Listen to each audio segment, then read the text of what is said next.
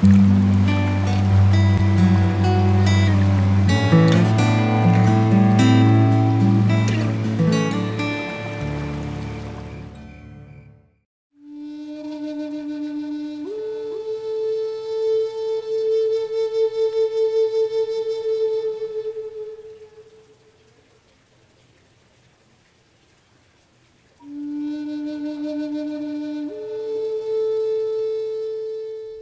Hopi Mesas are behind us here. Behind Thunder Mountain of Sedona is the Grand Canyon, about 3.5 hours to the northwest. Boynton Canyon in that direction. Airport Mesa and Bell Rock in that direction.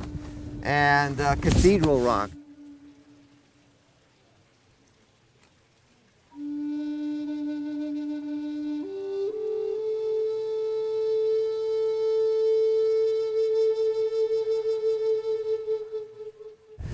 The word subjective is very important because some people feel it, some people don't. The best analogy I can give is a crossing line of energy you have over Texas and Oklahoma in the atmosphere that causes tornadoes and hurricanes. You have the warm, moist Gulf air colliding with the Canadian Arctic, causing whirlpools or vortexes. If your mind's eye imagines that in the iron oxide laden sandstone of Sedona, and the sparkly stuff in the sandstone is silica, glass. This is like a giant capacitor, electromagnetic magnifying glass, and so I would guess maybe the electromagnetic field generated naturally at the center of the Earth is consciously redirected into ley lines and crosshatches and matrices. And when people get close to them, because there's iron in their blood and iron is susceptible to electromagnetic fields, they feel it. And some people do it immediately, and some people need to relax and release some of the stress and maybe release some of the toxins in their bodies first.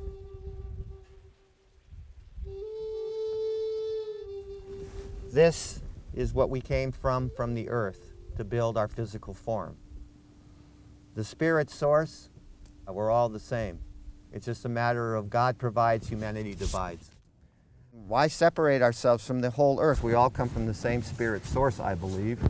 You can study the principles of the devas in the hills, the devas in the rocks, the devas in the land and the trees. Earth and nature spirits. We're starting to come back to that. I think we cycle in and out of remembrance of being connected with all the other spirits and all the other animals. Everything is alive. Animism rules, you know. So it's a connection that we lost and now we're beginning to reawaken to. We all inhabit the same small planet. We all breathe the same air. We all cherish our children's future and we're all mortal. Commonality of experience.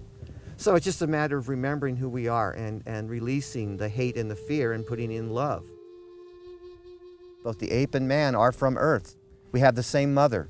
So that's the connection. And so what's the big deal? You know, a hubris or, you know, looking at, well, my consciousness is better and so they are less than me. I mean, that's the kind of stuff that I can see coming from a satanic viewpoint. Adam and Eve weren't the first humans here. They were biological uplifters sent to enhance the human form and spiritual receptivity. They came down and then they were reconstituted in a physical form. They were specialists in botany and they were very smart and they basically were called the Adams and Eves that are part of the whole local universe that creates this stuff here. In other words, the earth is like the garden. God plants the seeds. Originally, the seeds are tended by certain angelic members until the humans are at a level where they can evolve to a higher spiritual plane, and so then they bring down a booster shot of divine beings to add to their DNA, I guess, you know, to give them more complex DNA so they can comprehend more of what's happening around them. And this gets into dimensionalities, levels of existence, you know, 3rd, 4th, 5th, 16th dimension. There could be a whole different reality that has nothing to do with what we're talking about, but is totally valid. But, you know, we're not programmed to go to. We're not programmed to see. We're not programmed to work through. Because our issues right now, basically, I guess this is the most important thing, is the transition, is to open up our hearts more and to use the energy of love more in everything we do. And I think that's the bottom line right now. Imagine a bubble bath full of individual soap bubbles. Just one of those bubbles can be this whole universe. You see what I'm saying? And so basically, what's in that bathtub is timeless. You know, I mean, the whole bathtub is outside of the realm of time and space. One of those soap bubbles is a time-space universe where you have duration and sequence of events. Our physical time-space universe is just one soap bubble in a huge bubble bath of the cosmos, you see? So if you think of it in those terms, you can take another jump and think, oh my goodness, my essence is not of a time-space universe. That's the consequence of a creator's decision.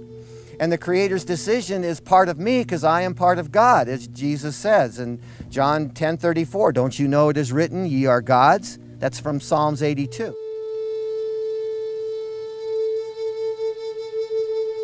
Go ahead and do it yourself. Start with yourself. Before you try and save the world, save yourself first. You know, make yourself feel cool and calm. Be the eye of the hurricane while others around you are rushing. Do those small little deals and then have that attitude of gratitude. That's the frequency that you can build up in your own internal radio receiver to the cosmos, right? That's the best way to go. It's an inside job. As Shakespeare said, the whole world's a stage and we are but its players, you know? I guess we come down here and we can play or we can learn. Earth 101, spiritual boot camp. Love is all there is.